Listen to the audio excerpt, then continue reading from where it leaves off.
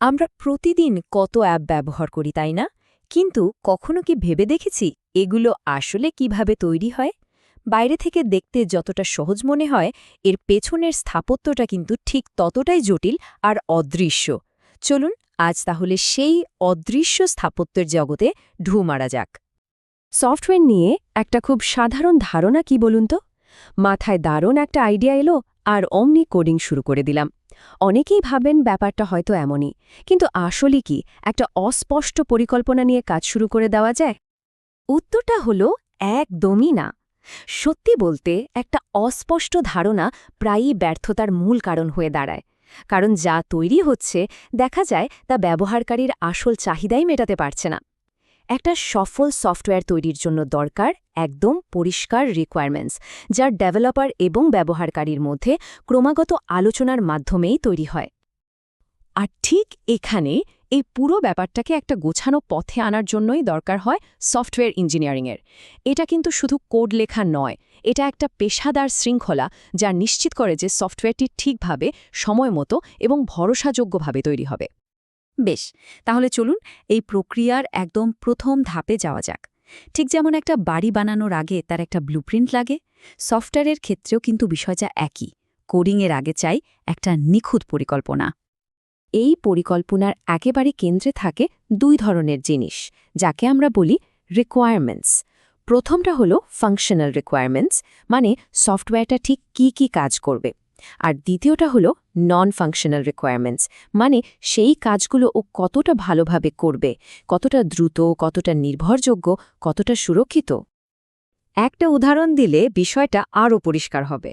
ধরুন একটা social media অ্যাপে ছবি আপলোড করার সুবিধা আছে, এটা হলো ফাংশনাল রিকোয়ারমেন্ট।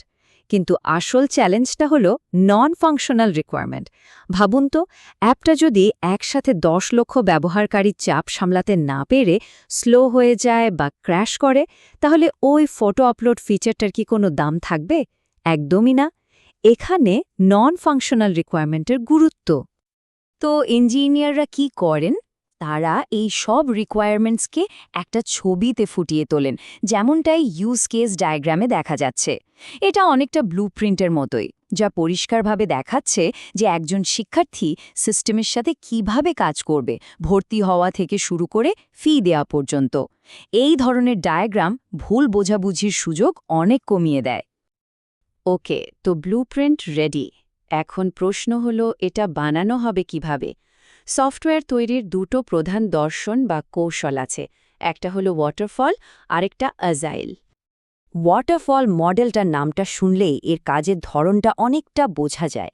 ঠিক যেন একটা ঝর্ণা বা জলপ্রপাত, যার পানি শুধু নিচের দিকেই নামে।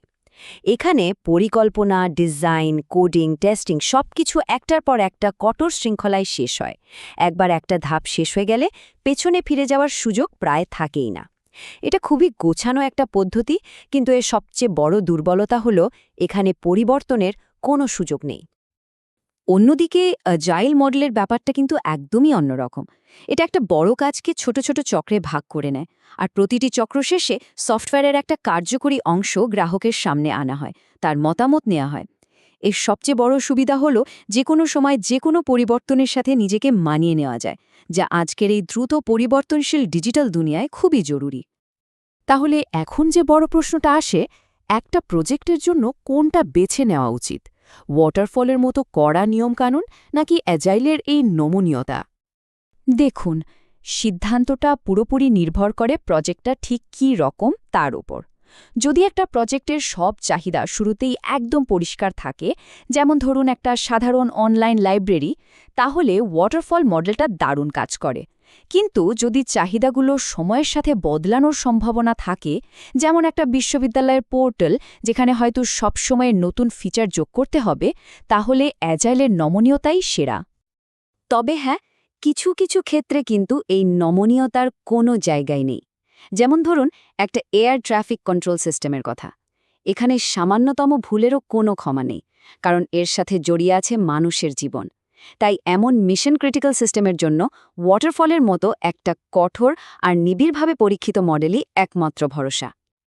আচ্ছা, পরিকল্পনা আর কৌশল নিয়ে তো কথা হলো। এবার একটু দেখা যাক সফটওয়্যার তৈরির সময় আসলে কোন নীতিগুলো মেনে চলতে হয় আর এর সাথে নৈতিকতার ব্যাপারটাই বাকি? এই ছবিটা দেখলেই ব্যাপারটা খুব সহজে বোঝা যায়। সফটওয়্যার ইঞ্জিনিয়ারিংয়ের যে বিভিন্ন স্তর আছে, টুলস, মেথড, প্রসেস, এই সব কিছুই কিন্তু দাঁড়িয়ে আছে একটা শক্ত ভিতের ওপর। আর সেই ভিতটা হল কোয়ালিটি বা গুণমানের প্রতি অবিচল মনোযোগ। এর মানে হল শুধু সফটওয়্যার তৈরি করাই নয়, বরং সেটা যেন টেকসই, নির্ভরযোগ্য আর ব্যবহারযোগ্য হয় সেটাও নিশ্চিত করা। কারণ এটা শুধু একটা টেকনিক্যাল কাজ না, এটা একটা পেশা। আর সব পেশার মতোই এর সাথেও জড়িয়ে আছে কিছু গভীর নৈতিক দায়িত্ব। একজন সফটওয়্যার ইঞ্জিনিয়ারকে ক্লায়েন্টের তথ্যের গোপনীয়তা রক্ষা করতে হয়, নিজের যোগ্যতার বাইরে কাজ না করার প্রতিশ্রুতি দিতে হয় এবং অন্যের মেধাসত্ত্বকে সম্মান করতে হয়। এই নীতিগুলোই কিন্তু পেশাটিকে ভরসাযোগ্য করে তোলে। সবশেষে যে প্রশ্নটা মনে আসে, এত নিয়মকানুন, এত প্রক্রিয়া মেনে চলার দরকারটা কি? কেন ভালো ইঞ্জিনিয়ারিং এত গুরুত্বপূর্ণ? কারণ এটাই আমাদের ডিজিটাল জগতের অদৃশ্য ভিত্তিটা তৈরি করে দেয়। দেখুন, ভালো সফটওয়্যার ইঞ্জিনিয়ারিং নিশ্চিত করে যে একটা সফটওয়্যার শুধু নামেই চলে না, বরং সেটা আমাদের জীবনের একটা অংশ হয়ে ওঠে। এটা রক্ষণাবেক্ষণযোগ্য হয় যাতে সময়ের সাথে আরও ভালো হতে পারে, নির্ভরযোগ্য ও সুরক্ষিত হয় যাতে আমরা এর উপর আস্থা রাখতে পারি, এবং ব্যবহারকারী বান্ধব হয় যাতে এটি ব্যবহার করে স্বস্তি পাওয়া যায়, বিরক্তি নয়। এই গুণগুলো ছাড়া আজকের ডিজিটাল দুনিয়া তো অচল হয়ে পড়ত।